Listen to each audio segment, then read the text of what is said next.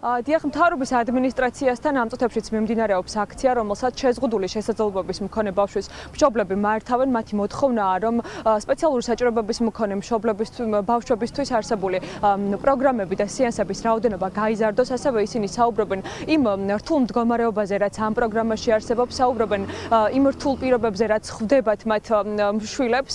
როგორც ისინი ამბობენ, არ არის კვლევები დაფინანსებული სათანადოდ და ამიტომ ეს ძალიან დიდ პრობლემასთან ასოცირდება. სწორედ ამიტომ ისინი ახლა მთავრობის ადმინისტრაციასთან ამ მოთხოვნით აქციას მართავენ.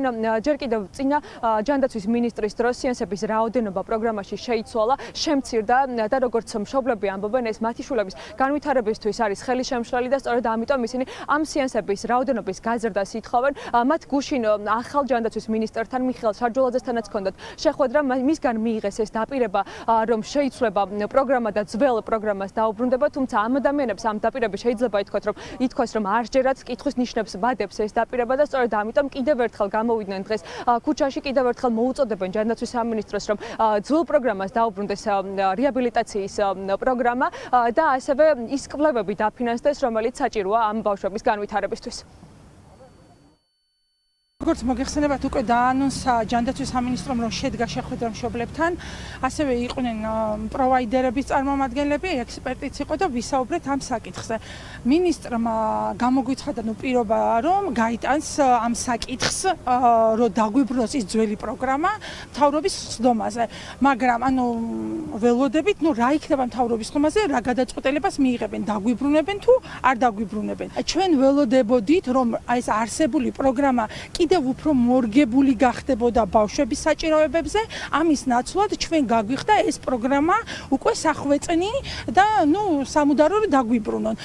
ბავშვების ოჯახებს ესაჭიროებათ ბავშვებისთვის მეტი თერაპიების დანიშვნა. ასევე ჩვენ ვითხოვთ აკვათერაპიების დანიშვნას. ვითხოვთ, რომ მისაწვდომობა ჯანდაცვის სფეროს მიმართ იყოს უფრო მისაწვდომი იყოს ჯანდაცვის სერვისები. რეგიონებზე არის ლაპარაკი. ჩვენ გადაგვიყვანეს ახალი გრაფიკზე და ბავშვების დასწრების და ეს გრაფიკი არ იყო მორგებული მშობელთა და ბავშვთა ინტერესებზე. შეზღუდული შესაძლებლობების მქონე ბავშვის მშობლები ახლა მთავრობის ხდომას ელოდებიან და სწორედ მთავრობის ხდომაზე უნდა მიიღონ გადაწყვეტილება, დაუბრუნდება თუ არა ძველ პროგრამას მათი რეაბილიტაციის პროცესი და სწორედ ამის შემდეგ გადაწყვეტენ ისინი გააგრძელებენ უწყვეტ აქციებს თუ შეწყვეტენ. მადლობა დიანა, პირდაპირ ეთერში დიანა ჩირგაძე საუბრობდა.